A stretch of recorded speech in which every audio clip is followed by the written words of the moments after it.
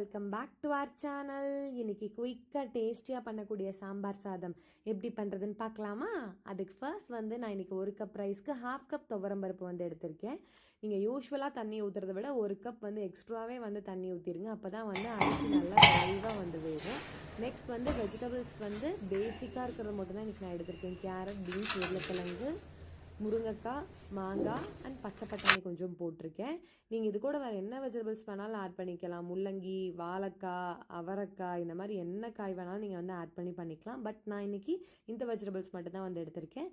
And most importantly sambar சாதம் சின்ன வெங்காயம் போட்டு பண்ணிங்கன்னா டேஸ்ட் சூப்பராக இருக்கும்.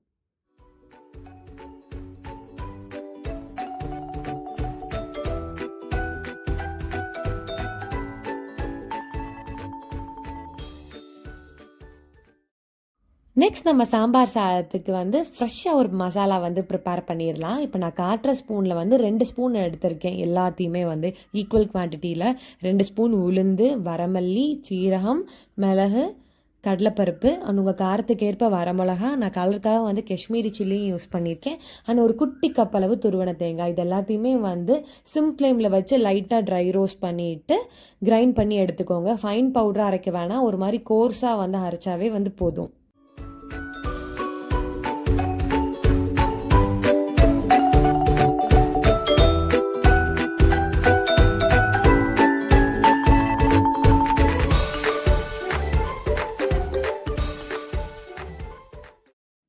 அடுத்தது நம்ம யூஸ்வலாக சாம்பார் பண்ணுற மெத்தட் தான்.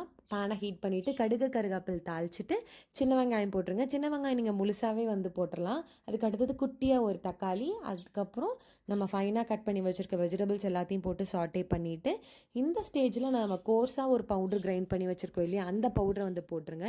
இந்த பவுட்ரு நீங்கள் கிரைண்ட் பண்ணாத பட்சத்தில் நீங்கள் வீட்டில் நம்ம நார்மலாக யூஸ் பண்ணுற சாம்பார் பொடியே கூட போட்டலாம். அதுவுமே சூப்பராக தான் வந்திருக்கும். ஃப்ரெஷ்ஷாக யூஸ் பண்ணுறனால நல்லா வாசமாக இருக்குமே தவிர நீங்கள் வீட்டில் அரைச்சிருக்க சாம்பார் பொடி போட்டாலுமே டேஸ்ட் ரொம்ப நல்லாயிருக்கும்.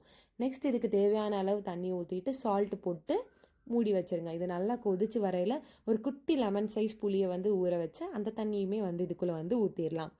இதுக்கு அப்படியே சைட் பை சைடாக நம்ம ரைஸையுமே எடுத்து நல்லா மேஷ் பண்ணி எடுத்துக்கோங்க. புளித்தண்ணி ஊற்றினதுக்கப்புறமா நல்லா கொதிக்கும் சாம்பார். அந்த ஸ்டேஜில் ரைஸ் எல்லாத்தையுமே உள்ளே போட்டு நல்லா மிக்ஸ் பண்ணிக்கோங்க. கொஞ்சம் லிக்விட் கன்சிஸ்டன்சியாகவே இருக்கட்டும். அப்போ தான் சாப்பிடும்போது நல்லாயிருக்கும்.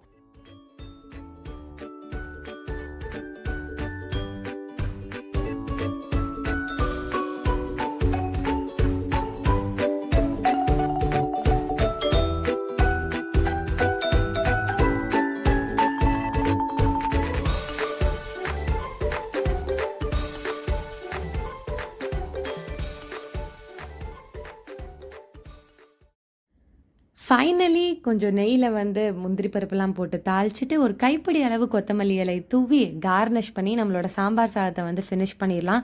இதுக்கு பர்ஃபெக்ட் காம்போ அப்படின்னா பொட்டேட்டோ ஃப்ரை, அப்பளம், அதெல்லாம் சூப்பராக இருக்கும். And cauliflower chilli or anything spicy, கொஞ்சம் காரமாக இருக்கிறதா வச்சு சாப்பிட்டீங்கன்னா வேறு லெவலில் இருக்கும் டேஸ்ட்டு. ஸோ இந்த வீடியோ உங்கள் எல்லாருக்கும் பிடிச்சிருக்குன்னு நம்புகிறேன். இதை நீங்கள் எல்லோரும் ட்ரை பண்ணி பார்த்துட்டு கமெண்ட் செக்ஷனில் எப்படி இருக்குன்னு சொல்லுங்கள். நெக்ஸ்ட் இன்னொரு வீடியோவில் நான் உங்கள் எல்லாத்தையும் மீட் பண்ணுறேன். Until then, it's bye from Nandini.